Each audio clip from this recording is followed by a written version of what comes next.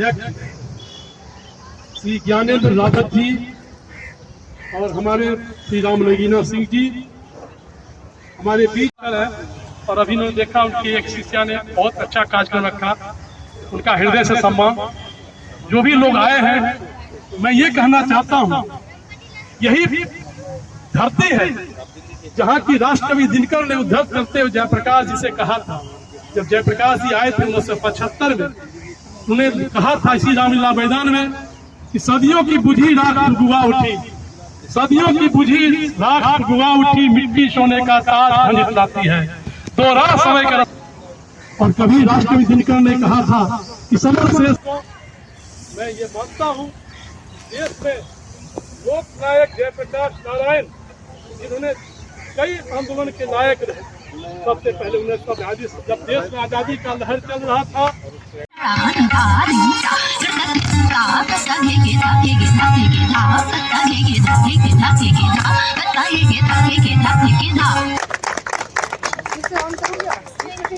जयप्रकाश जी के बारे में उन्हें लिखा था कि झंझा सोई तूफान रुका, प्लावन जा रहा कगारों में, अब भी जीवित है किंतु तेज तेरे हुकारों में। 2 दिन पर्वत का मूल हिला, फिर उत्तर सिंधु का ज्वार गया, पर देख से स्वार्थ नहीं तलवार गया। सेनानी करो प्रयाण अब है, भावी इतिहास तुम्हारा है, ये नखत तमा के बुझते सारा आकाश तुम्हारा है। फिर उन्होंने लिखा कि है जयप्रकाश वह नाम जिसे इतिहास समादर देता है, जयप्रकाश वह नाम जिसे इतिहास समादर देता है, बढ़कर जिसके पद चिन्हों को उड़ पर अंकित कर देता है जयप्रकाश नाम समय का करवट कंगराई का। जब जयप्रकाश नारायण जी भागलपुर आए थे, मुझे जिम्मेदारी दी गई थी माइक पर पूरे शहर में ऐलान करने की कि तुम ये प्रचार करो कि जेपी आने वाले हैं, जेपी आने वाले हैं। तो जब जयप्रकाश जी आए और जब उन्होंने भाषण देना शुरू किया तो 5 ही मिनट के बाद बारिश होने लगी। तो जब बारिश होने लगी तो जयप्रकाश जी ने देखा कि सब लोग उठने लगे, तो उन्होंने डांटा, अरे बारिश आ गई तो क्या गल जाओगे। तो इतना कहते ही मैंने देखा कि सारी जनता चुपचाप बैठ गई, बारिश होती रही, वो भीगते रहे, जयप्रकाश जी भीगते रहे और वो बोलते रहे। तो आज ये धूप की बात से मुझे उस दिन की बात आज यहाँ याद आई। नमस्कार, मैं अरविंद चंदन और आप देख रहे हैं उज्ज्वल इंडिया न्यूज़ लाइव। मैं अभी कोटला मैदान जो कि गार्डन है वहाँ मौजूद हूँ, जहाँ पे आज जयप्रकाश नारायण जी का जयंती समारोह मनाया गया जा रहा है। तो हमारे साथ कई जो कि आयोजक हैं, उनसे मैं बात करता हूँ। सर, सबसे पहले अपना नाम बताएं और ये जो जयप्रकाश नारायण जी का जयंती मनाया जा रहा है। मेरा नाम अभय सिन्हा है, मैं राष्ट्रीय महासचिव हूँ लोक नायक जयप्रकाश अंतर्राष्ट्रीय अध्ययन विकास केंद्र का, जो पिछले 22 सालों से 11 अक्टूबर को जयप्रकाश जयंती समारोह का आयोजन करते हैं। इस बार कुछ तकनीकी कारणों से, क्योंकि कल वर्ल्ड कप का मैच है, तो पुलिस प्रशासन की अनुमति नहीं मिलने के कारण पूर्व संध्या पर यह कार्यक्रम हो रहा है। ये हमारा सौभाग्य रहा कि पिछले 22 वर्षों से देश के शीर्षस्थ लोगों में श्री देश के पूर्व प्रधानमंत्री श्री इंद्र कुमार गुजराल, सोमनाथ चटर्जी, श्रीमती सुषमा स्वराज, कुलदीप नैयर, राजेंद्र सच्चर, स्वामी निवेश, डॉक्टर कन्हैया नंदन, डॉक्टर रामबर सिंह, प्रभास जोशी, ऐसे तमाम लोगों का हमें सहयोग प्राप्त हुआ है। तमाम लोग के हमारे कार्यक्रम में नामचीन हस्तियाँ आती रही है। और ये हमारा सौभाग्य है कि पिछले 22 सालों से देश के विभिन्न हिस्सों में जयप्रकाश नारायण के विचारों को अग्रसारित करने के लिए, उनके विचारों को पहुँचाने के लिए हमारी संस्था कार्यरत है। और देख रहे हैं जैसा कि हमारे बगल में श्री सुधांशु रंजन जी हैं, जो देश के एक बहुत बड़े पत्रकार रहे हैं, दूरदर्शन के एडिशनल डायरेक्टर जनरल से भी मुक्त हुए हैं, रिटायर लिए हैं। और इसके पहले भी कई किताबें इन्होंने लिख चुका है। जयप्रकाश नारायण पे एक बहुत अच्छी पुस्तक इनकी लिखी गई, जो नेशनल बुक ट्रस्ट से छपी है। इनके किताबों पर फिल्म भी बनी, उनका भी आदर सम्मान करता हूँ। लेकिन मुझे इस बात को कहना है, आज के नौजवानों से ये कहना चाहता हूँ कि नए युग की जिन्हें तलाश उनका साथी जयप्रकाश, और जेपी का अंतिम संदेश युवक बचाएं अपना देश। और फिर उन्होंने कहा था कि जब जिस ओर जवानी चलती है उस ओर जमाना चलता है।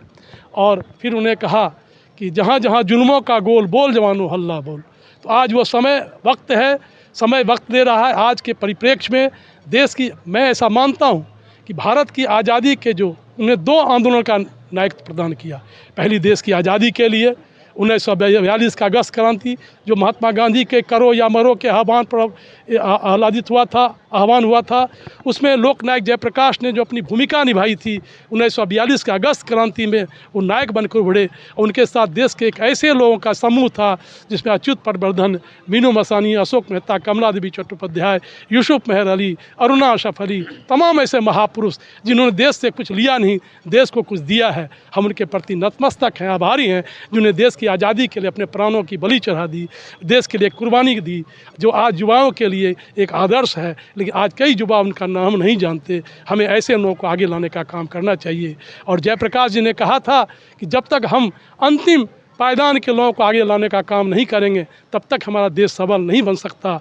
हमारा देश सबल तभी होगा जब हम समाज के पिछड़े, अक़लियत और ऐसे लोगों को आगे लाने का काम करें। क्योंकि देश में आज अमीरी रेखा तो तय है, देश में गरीबी रेखा तय है, लेकिन अमीरी रेखा तय नहीं है। आज देश में अमीरी रेखा तय करनी कर सकता है, आर्थिक आज़ादी कर सकता है। देश में जो आज माहौल है, जो आज शोषित, वंचित, गरीब, अक़लियत, जो मासूम लोग हैं, आज उनको आगे लाने का काम करना चाहिए और युवाओं को बढ़ चढ़ के हिस्सा लेना चाहिए।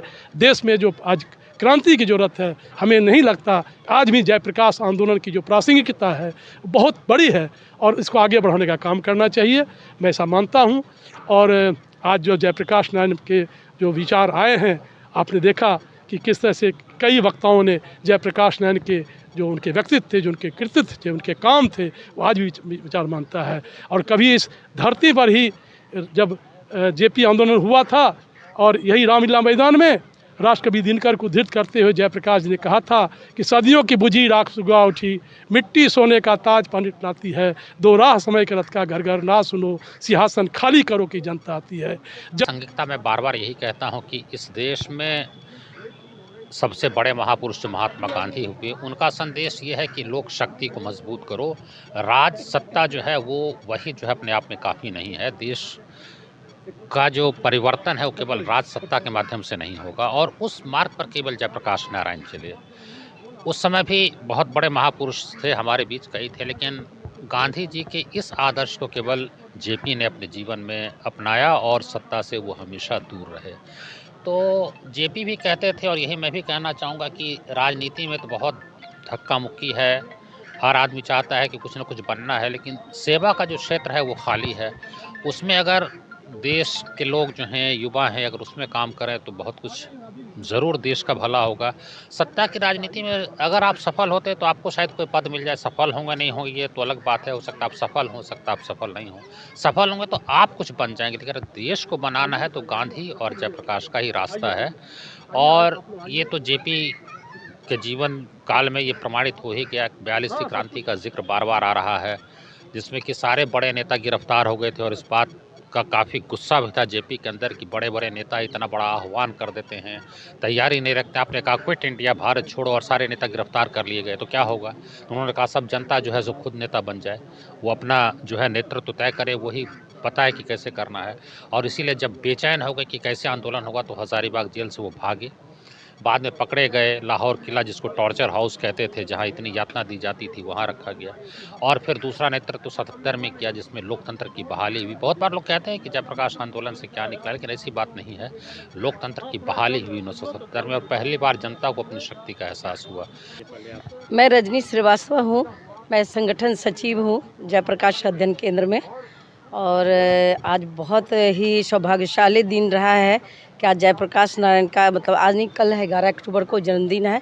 मैं जयप्रकाश नारायण के बारे में इतना ही बोलूँगी, इनके व्यक्तित्व के बारे में जितना बोलूँ उतना ही कम है, क्योंकि जयप्रकाश नारायण ही एक ऐसे व्यक्ति थे जिन्होंने युवाओं को प्रेरित किया था और 1977 में बहुत बड़ा जन आंदोलन किया था और हमारी जनता दल की सरकार बनी थी। और युवाओं को उन्होंने बहुत मतलब उन्होंने जो फोकस दिया युवाओं के प्रति और उनका जो योगदान रहा है देश के प्रति, ये आप लोग सब जानते हैं। हमने बचपन से जयप्रकाश नारायण, मैं काफ़ी छोटी थी, स्कूल में पढ़ रही थी, या मतलब हाँ स्कूल में पढ़ रही थी, तब से मैंने जयप्रकाश नारायण को एक झलक देखा है। तभी से जीवन में उन्होंने मुझे पूरी जीवन प्रभावित किया है। और मैं ये चाहती हूँ कि उन्होंने समाज का बहुत बड़ा निर्माण किया है। उन्होंने राजनीतिक नेतृत्व नहीं किया, लेकिन अध्याय बदलने का काम किया है। और मैं नतमस्तक हूँ जयप्रकाश नारायण के प्रति। और मैं युवाओं को ही प्रेरित करूँगी कि युवाएं आए और इस संगठन से जुड़े और देश और समाज के लिए कुछ काम करे। बस इतना ही कहूँगी कि मैं सबसे ज़्यादा फोकस जो है, चाहे हमारे जयप्रकाश अध्ययन केंद्र के द्वारा अभी एजुकेशन पर, शिक्षा पे और स्वास्थ्य पर ध्यान दिया जा रहा है। और हम लोग जितने भी सदस्य हैं जयप्रकाश नारायण के अंदर, हम लोग निस्वार्थ भावना से काम कर रहे हैं, आगे भी काम करेंगे। धन्यवाद। बहुत धन्यवाद। हाँ।